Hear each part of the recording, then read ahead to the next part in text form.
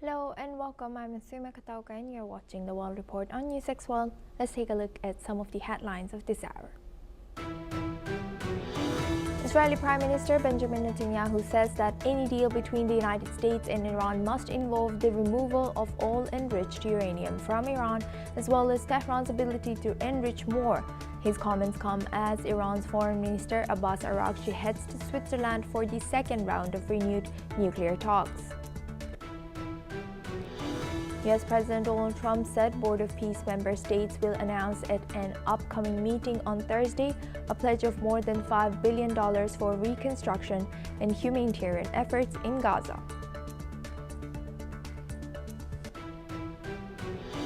U.S. Attorney General Pam Bondi has published a list of over 300 prominent figures mentioned in the files of U.S. financier Jeffrey Epstein. The letter lists all former and current officials or politically significant figures whose names have been mentioned at least once. The Russian embassy in Ottawa rejects accusations by the Canadian authorities in connection with statements by European countries about the poisoning of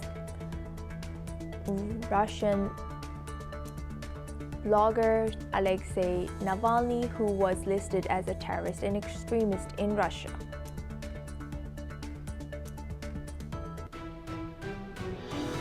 Nepali candidates launched their campaigns for next month's parliamentary elections, the first since deadly anti-corruption protests toppled the previous government in 2025. Interim Prime Minister Sushila Karki says the election will draw the future of the country. US television journalist Savannah Guthrie, whose mother Nancy has been missing for over 2 weeks, says she and her family still have hope, and again pleaded for her mother's return and appealed for the public's help in solving the case. The UK may ban access to social media for children under the age of 16 as early as this year.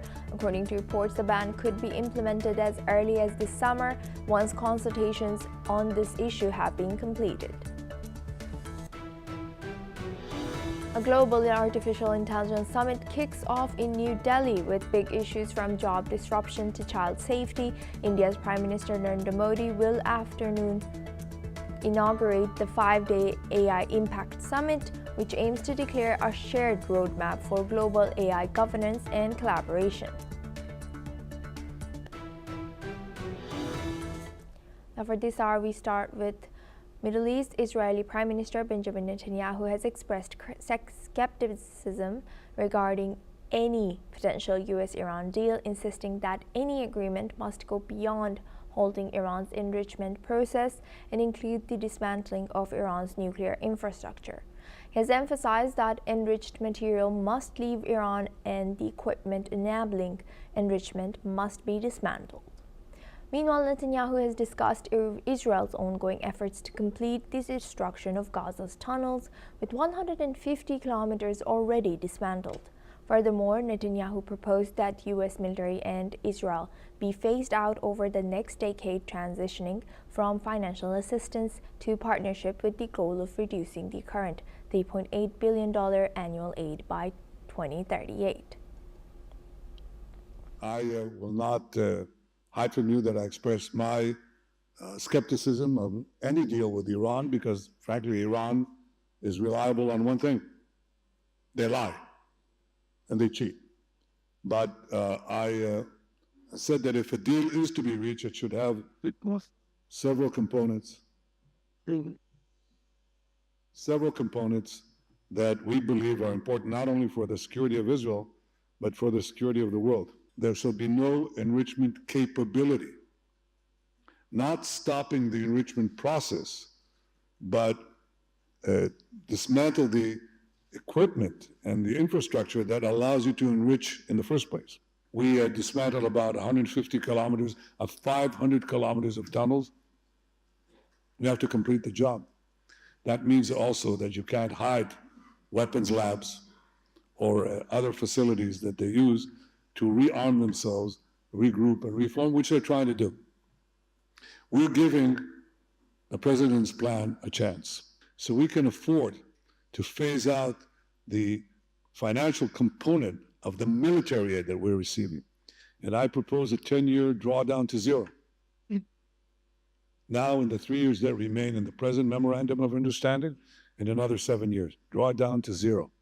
Israel will support itself and does, just as we fight for ourselves. At the same time, we want to move with the United States from aid to partnership. Now we welcome Ms. Shruti Dasgupta. She's an international affairs expert, joins us live from New Delhi. Thank you very much, Ms. Dasgupta, for joining us again. Good to see you. Now, as we know, Iran is enriching uranium, but we also know that of the reports coming in from Israel about Israel's enrichment, which we do not know much about.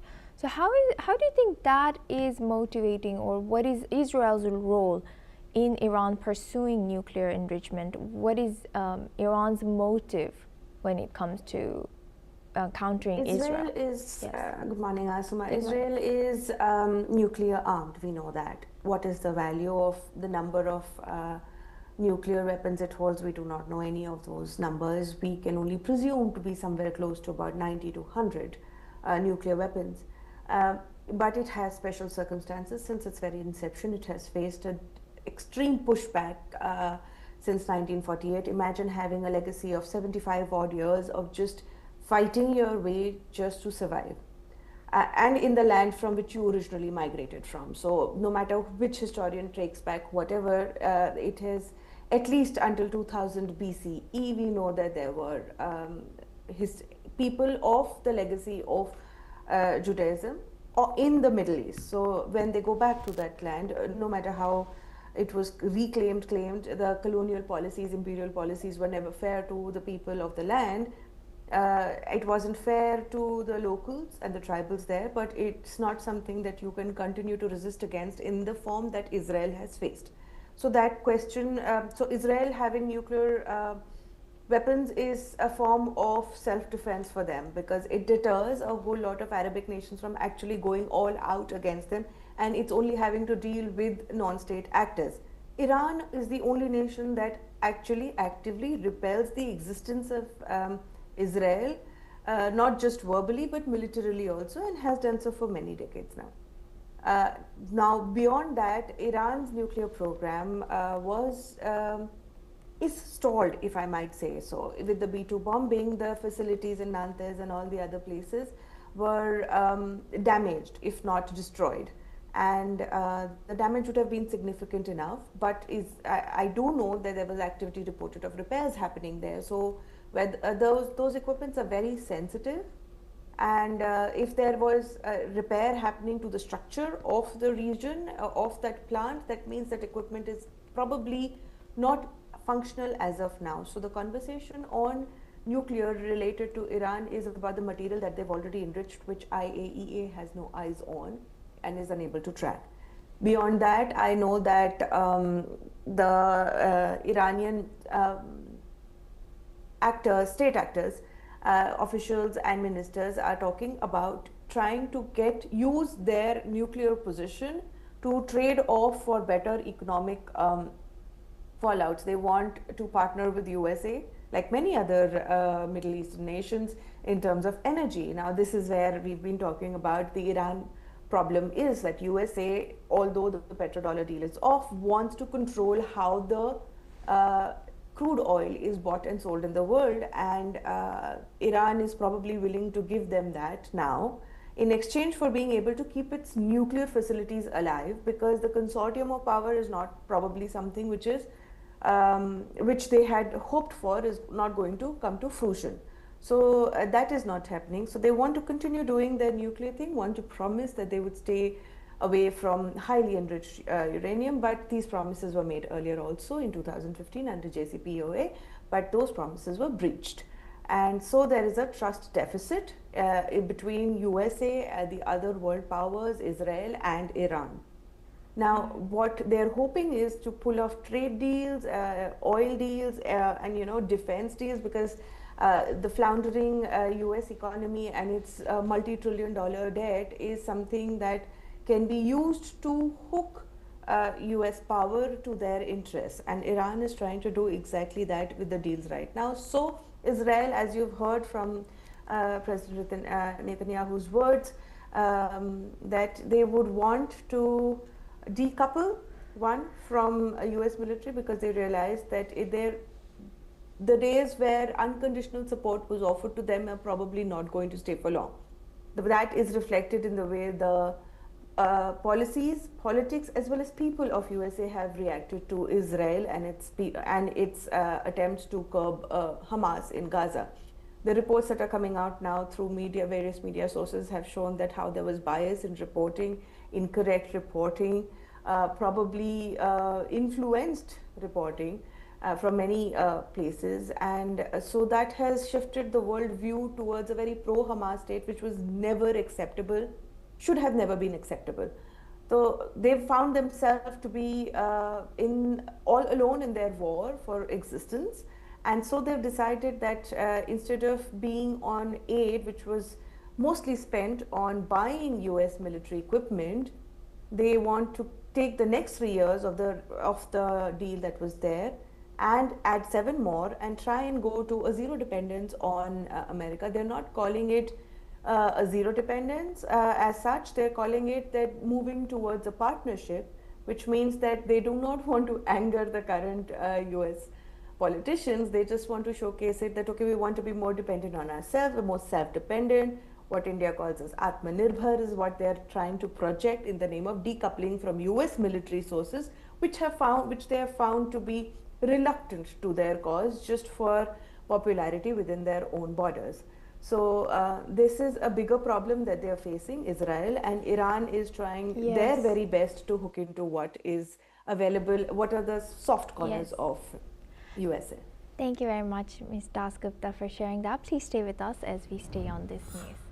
Now, Iranian Foreign Minister Sayyid Abbas Araghchi is headed to Geneva for a second round of indirect talks with the US as both sides continue to disagree on the terms of a potential deal. Araghchi, leading a diplomatic delegation, is set to meet Swiss, Omani, and IAEA officials on Tuesday. Meanwhile, US President Donald Trump's envoy Steve Witkoff will lead the American team. The first round in Oman showed little progress, with Iran signaling flexibility in its nuclear program but drawing red lines on enrichment. The US also remains cautious, with President Trump reportedly backing Israeli actions against Iran's missile infrastructure if talks fail. Now we welcome back Ms. Dasgupta. She joins us live from New Delhi. Thank you very much, Ms. Dasgupta, for staying with us. Now, why do you think the location in particular has changed this time? And does it make any difference also? How dangerous do you think the tensions are between Iran and the US now? Well, the tensions are pretty high. The second frigate has, I believe, already started its way towards the Arabian Peninsula, if I might call it that.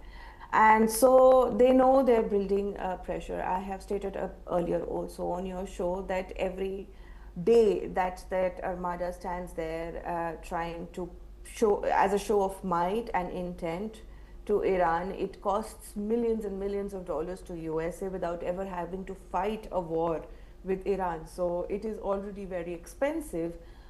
This would probably be this would be something that USA will try and offset in any of the deals that they try and pull out of this peace that they're trying to seek. So this is an aspect that we need to consider. They're trying to find a way to negate the losses that they have already incurred, and Iran is using its energy resources as the hook, line and sinker for this particular bit.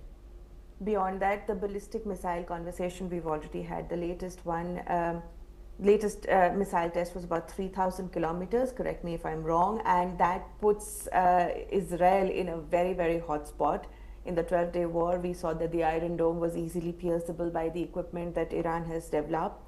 The drone equipments that have been commissioned in Iran itself is a threat to Israel and its existence. So Israel is facing severe, if not complete annihilatory, it would definitely face severe military action in case an US-Iran war actually starts, even if it starts for a few hours. So that is not something that Israel wants to face, and so there is an increased pressure on trying to get this deal to move, and they've decided to move it to somewhere beyond the Middle East to show us, at least put a facade of neutrality on what the conversation is going to be like. There is a hope this time because I believe that USA understand that there are only so many buttons they can push, and they are, as long as they can come out as a victor in terms of trade deals, they are willing to kind of compromise on the nuclear question with Iran, because they understand that as of now, Iran and its nuclear ambitions are at a pause. They will not, whether they escalate in the future or not is not something this particular administration is going to worry about. So the pause exists, and they're pretty happy to hook in a couple of deals out of that. Israel wants more than just deals for USA in this peace conversation. It wants an end to non-state actors. It reserves the right to defense and action, and to act first in case it detects a threat coming through from Iran. And it wants an end to the capping of the ballistic missiles and its capabilities in terms of kilometers. So as in that 3,000 kilometer ballistic missile which Iran has tested should not be reproduced in mass numbers.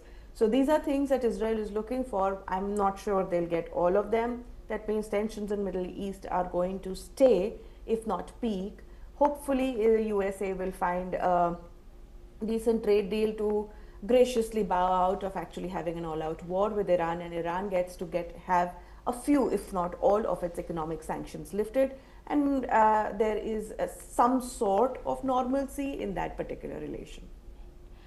With that, I would like to thank Ms. Dasgupta for joining us today and sharing that deep insight with us on NewsX World.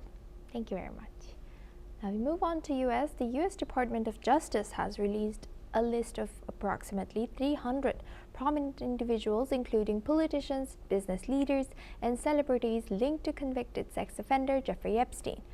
The release follows the Epstein Files Transparency Act, and the DOJ has emphasized that being mentioned does not imply wrongdoing. Among those named are former President Donald Trump, Barack Obama, and Bill Clinton, as well as business moguls like Elon Musk and cultural icons such as Beyoncé. However, some individuals are only mentioned in passing references unrelated to Epstein's crimes. Meanwhile, lawmakers have expressed concerns over the transparency of the investigation, demanding the release of more documents. Some have criticized the DOJ for withholding certain information, particularly with regards to redaction amid omissions.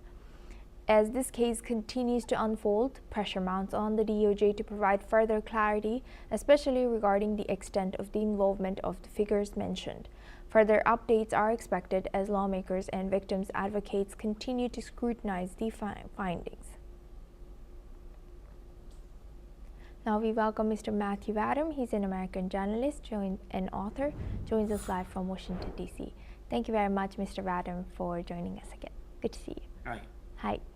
Now, looking at this, why do you think DOJ has decided to do something like this? What could be the motive or the goal of just drawing out the names with whatever connection, and not even if the connection with Epstein, even if the connection with Epstein wasn't even deep or anything, right?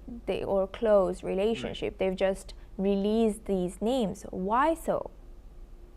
Well, the Justice Department is not required to provide any context for the disclosures in the Epstein files. The Epstein Files Transparency Act, approved by Congress, that it took the Department of Justice several months beyond the deadline of late last year to comply with, doesn't require it to explain the presence of names in the files. It simply requires that they be released.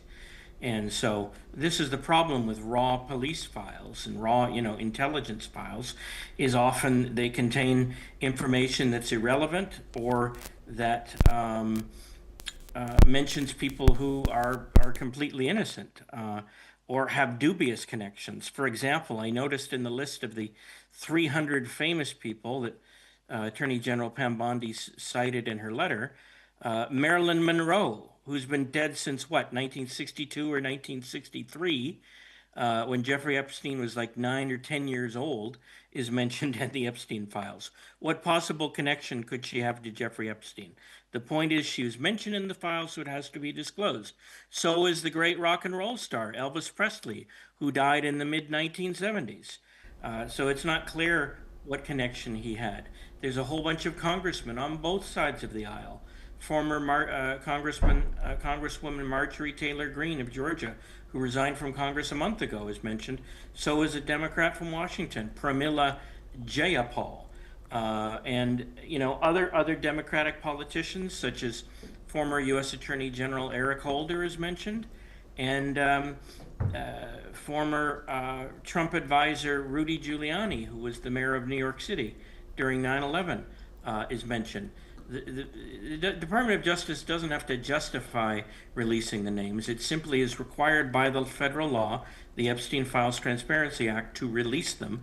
And then it's up to members of the public to decide what to do, or for prosecutors to go through and decide if there's evidence linking these people to any crimes. But the Transparency Act requires simply that the names be released. Some of the names that we saw, including some of them you've already mentioned, but there was Margaret Thatcher, Beyonce, Jay-Z, all these celebrities. Do you think we will be expecting any statements that would be coming out of these celebrity spokesperson?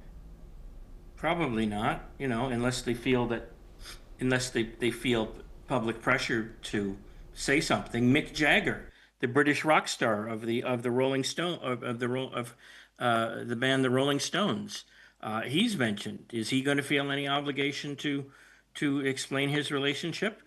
Maybe not. It depends if it looks like it's going to hurt their careers or it's going to hurt their public image, then they're likely to step forward with some kind of an explanation about why they're in there. But if it's just a casual mention, like I noticed conservative commentator Ben Shapiro, who I'm pretty sure didn't know Jeffrey Epstein, is mentioned in the Epstein files too. In what context? Was he just mentioned in an email that somebody said, oh, there's that guy, Ben Shapiro, who's been talking about Jeffrey Epstein, blah, blah, blah. We don't know. There's millions of files that have been released. I haven't gone through them, so I don't know the context. So there's all sorts of people who have nothing to do with Jeffrey Epstein and his crimes. And now they're all going to be on the defense if anybody decides to go after them and to get them to explain why they're in the files. And this is the problem with releasing raw police files, is that people who are innocent are put on the defense and they have to explain themselves. Right.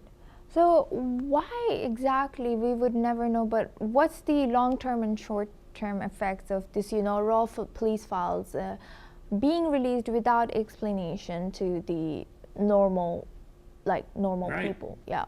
Well, it's not a good thing, and that's normally why it isn't done. The same thing with grand jury testimony, grand jury records, except for the decision, to indict or not to indict, and certain, basic items of paperwork are not released to the public because they're not definitive legal documents, and they don't necessarily prove anything, and it might make someone who is innocent appear to be guilty.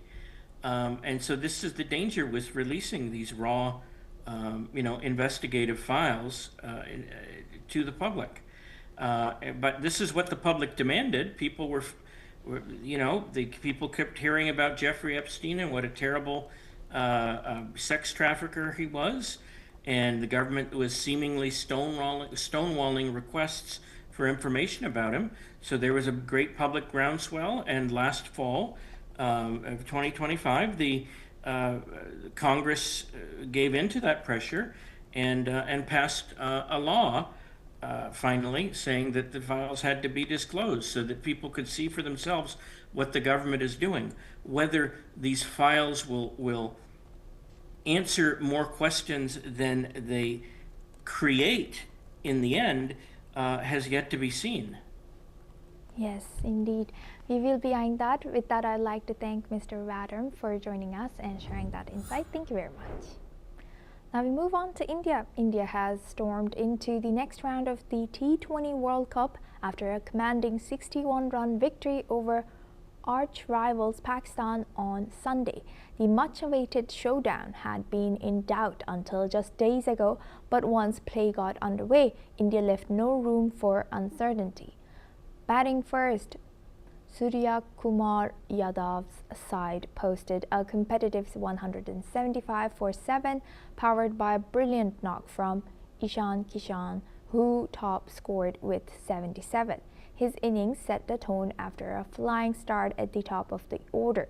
In response, Pakistan never really found their rhythm. India's bowlers kept the pressure on throughout, eventually dismissing Pakistan for 114 in just 18 overs. The result sends India confidently into the next stage of the tournament, while Pakistan are left facing a tough road ahead in the World Cup. Now we move on to US. American television anchor Savannah Guthrie has issued a renewed public appeal for help in finding her mother, Nancy Guthrie, saying it is never too late to do the right thing. In a message shared publicly, Guthrie has urged anyone with information to come forward, emphasizing that even small details could prove critical. She said her family continues to hold out hope and asked the public to keep sharing the message as the search continues. Authorities have not released new details, but Guthrie said the family remains grateful for the support and tips received so far. She has encouraged anyone with information to contact local law enforcement. Let's listen into what she has shared. I wanted to come on, and it's been 2 weeks since our mom was taken, and I just wanted to come on and say that we still have hope, and we still believe. And I wanted to say to whoever has her or knows where she is that it's never too late. And you're not lost or alone. And it is never too late to do the right thing. And we are here. We believe. And we believe in the essential goodness of every human being. And it's never too late. That's all we have time for. Keep watching NewsX World for more news updates from around the world.